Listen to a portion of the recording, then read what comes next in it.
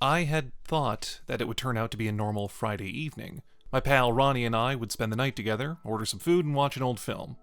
We'd done that 100 times, but tonight, things seemed to look different. There was a change in the atmosphere that was minute, but was hard to ignore, especially when my stepmother Natasha came downstairs. So, Natasha wasn't just stunning.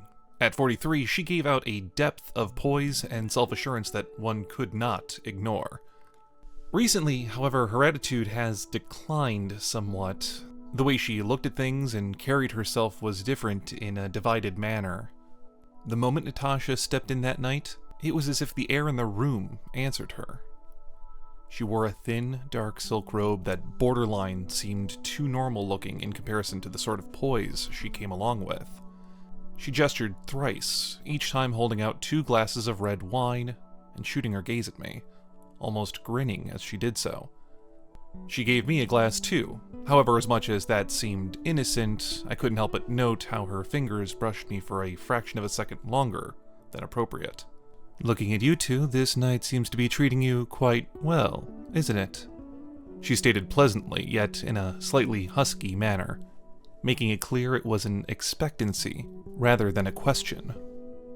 "Would it be okay in case I tag along?"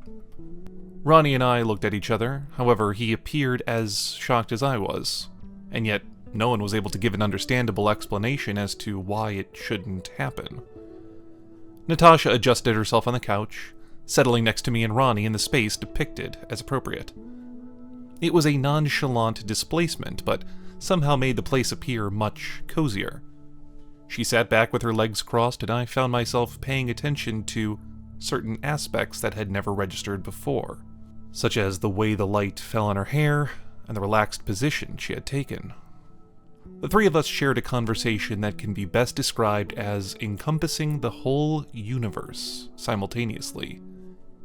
It was startling how uncomplicated that was, and I laughed more than I had anticipated. Yet, as we chatted on, a tension almost electric in its intensity grew inside me, something beyond a mere social interaction. In the same manner, Natasha appeared to understand, her laughter losing its carefree quality as she looked to the side for a little longer than she was accustomed to.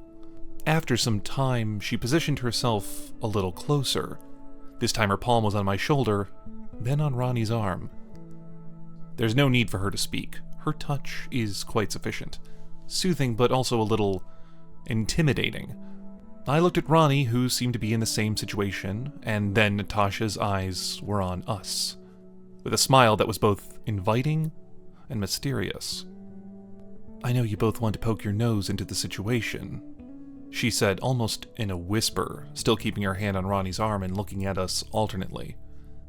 "Besides, what is the danger of allowing oneself to have a moment?"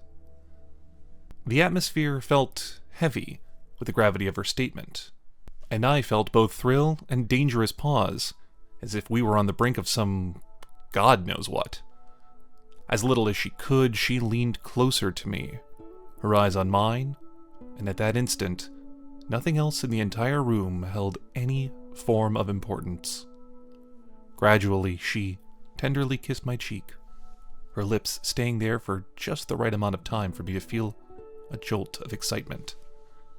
It was neither too forward nor shy, yet it was rather suggestive. Before I could gather my thoughts, she shifted her gaze to Ronnie and gave him the same gentle kiss on the cheek, prompting his breath to hitch. It was as if she understood us both, and in doing so, managed to pull us into her own secret, a universe containing only the 3 of us, and no one else in that room. There was a hush that enveloped the room, after which Natasha reclined back in her seat and began drawing little circles on my arm with her fingertips, which was such an ordinary thing, but also very reassuring. The feeling was pleasurable and soothing. The constant and disturbing feelings of apprehension and bewilderment disappeared, and all that remained was simply being present in that moment. She quickly looked between us again and spoke, this time even quieter. "It's not bad to have a little adventure sometimes, to consider another possibility. Ronnie directed his gaze towards me, a curious face with an anxious look, and I realized I was already nodding to him, an implied thing between us. This peacefulness brought with it Natasha's beautiful demeanor, as if it were the most natural thing in the world. The way she held me was not an aggressive possession. It was an urge that was simply a wish to be in that state forever. As the night progressed, the warmth in the air from Natasha's presence drew us in deeper and deeper, and finally, she did it. Her palm barely grazed my face.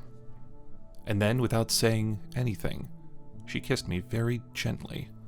Very slowly, this kiss felt less of a question. Rather, it felt more of an answer, a connection between us that radiated warmth. I could sense the tightness in my muscles release, an easygoing ease offsetting the tension within me, an absolute calm. Then she faced Ronnie, and the tenderness of her touch was the same. The softness of her kiss was the same. There was no hurry. There was no urge to talk either.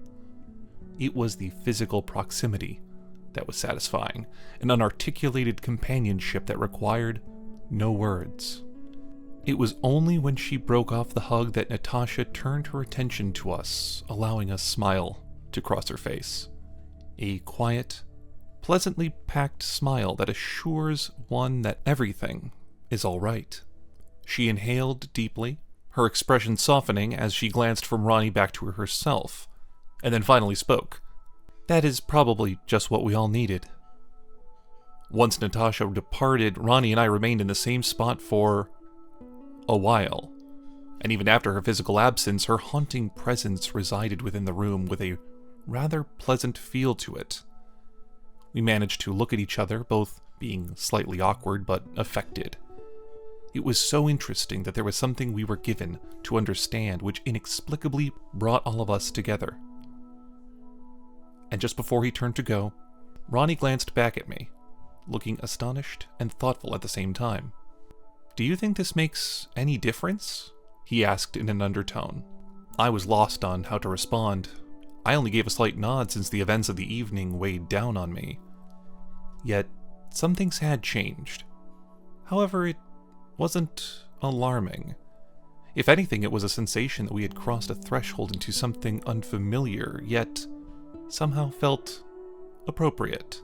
When he left, I remained behind for a lengthier period, wondering about our unexpected interaction and the embrace Natasha left behind. The next day I went downstairs, and in the kitchen, clothed in jeans and a soft sweater, was Natasha. She appeared easygoing, as though nothing particularly interesting had happened.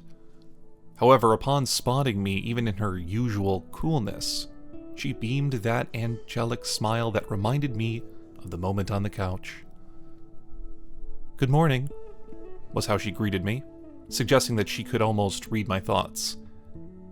"And what has gotten you all pensive this morning?" I let out a burst of laughter because I had no idea how to deal with that. "Yeah, I think... last night just felt different." She softened again, and she knew it was. It's normal to have such feelings. There are some things, however, that are given to us that put us in a different perspective, that makes us come together in a way that is not expected. You don't have to think much of it. I appreciated and was pleasantly startled by her words anchoring me. I inclined my head, and a wave of peace enveloped me. I can't predict the course of events in the future. Later that week, Ronnie came over again. We didn't say much about the other night, but there was a certain warmness, a level of trust, that was more than before. As we both sank into the couch, Natasha returned, and the mood of the day changed back to something passionate. At some point, she extended her hand to me and squeezed it lightly, and then did likewise to Ronnie. She came forward and gently kissed my cheek, brushing my lips just slightly with hers. basking the same feeling that we shared that night. Then she looked at Ronnie, offered him a sweet, soft kiss, and gazed back at him with the same comforting affirmatives. It was just a thing, which served to remind us about the bond that existed at one time between us all. As Natasha reclined, her hand remained on top of mine, a knowing gesture about the hush that was to our relationship.